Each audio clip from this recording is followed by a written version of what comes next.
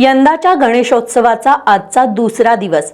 S news मान्यवरांच्या घरच्या श्रींची आरतीमध्ये आज पाहुयात कोल्हापूरच्या राजघराण्यातील श्रींची आरती।